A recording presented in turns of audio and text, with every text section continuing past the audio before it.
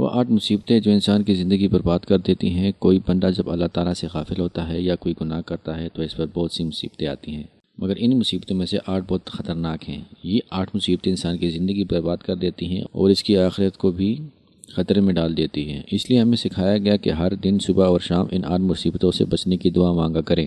عجیب بات یہ ہے کہ شیطان ان 8 مصیبتوں کے تیر ہر صبح اور شام ہم پر چھوڑتا ہے، بس جو انسان صبح شام اللہ تعالیٰ کی پناہ میں آ جاتا ہے وہ بچ جاتا ہے، اور جو یہ پناہ نہیں پکڑتا وہ ان تیروں میں سے کسی ایک تیر یا زیادہ تیروں کا شکار ہو جاتا ہے۔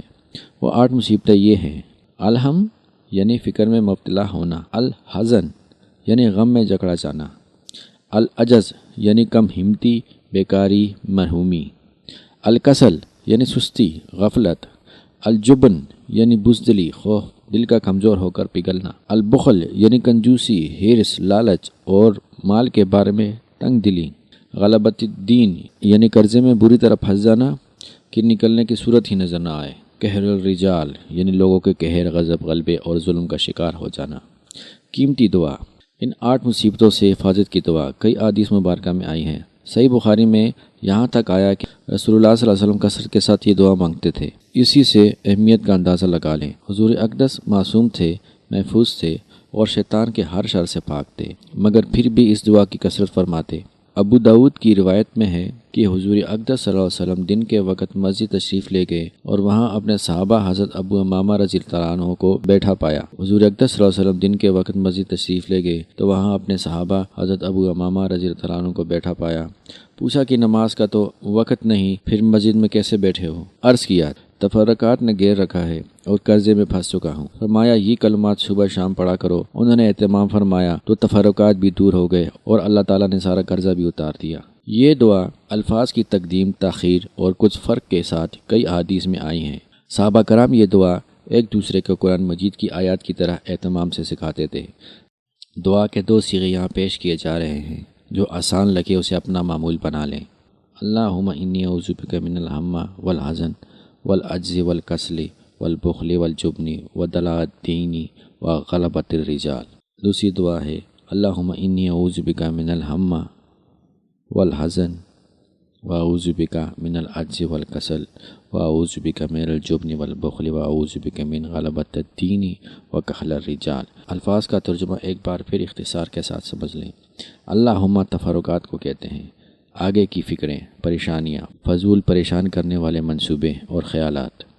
الحزن غم کو کہتے ہیں، ماضی کے واقعات کا صدمہ اور غم ایک دم ابھر کر دل پر چھا جائے۔ حالانکہ حدیث شریف میں آیا ہے کوئی بندہ ایمان کی حقیقت کو اس وقت تک نہیں پا سکتا جب تک اسے یہ یقین نہ ہو جائے کہ جو کچھ اسے پہنچا ہے وہ اس سے رہ نہیں سکتا تھا، اور جو کچھ اس سے رہ گیا وہ اسے پہنچ نہیں سکتا۔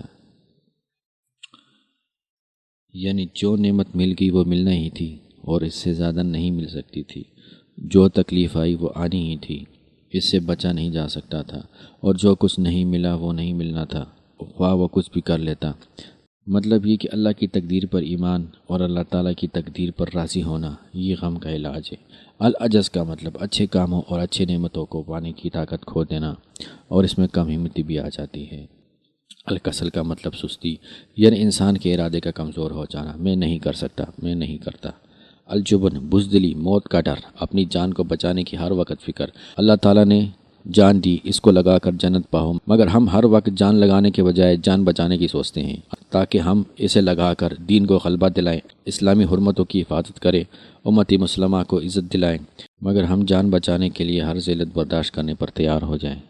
اسے جبن کہتے ہیں۔ البخل مال کے بارے میں کنجوسی کرنا، مال سے فائدہ نہ اٹھانا، مال جمع کرنے اور گننے کی حرص میں مبتلا ہو کر مال کا نوکر اور ملازم بن جانا اور مال کے شرعی اور اخلاقی حقوق ادا نہ کرنا۔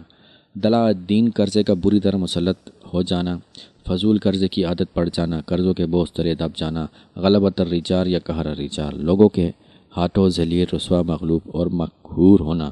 اللہ تعالیٰ میری اور آپ سب کی ان 8 آفتوں اور تمام آفتوں سے حفاظت فرمائیں۔ اللہ تعالیٰ مجھے اور آپ سب کو اس مبارک دعا کی برکات عطا فرمائیں، آمین یا ارحم الراحمین۔ اس کے علاوہ آپ ہمارے چینل کو سبسکرائب کریں اور بیل کے آئیکن کو دبائیں اور لائک کا بٹن پریس کرنا نہ بھولیں۔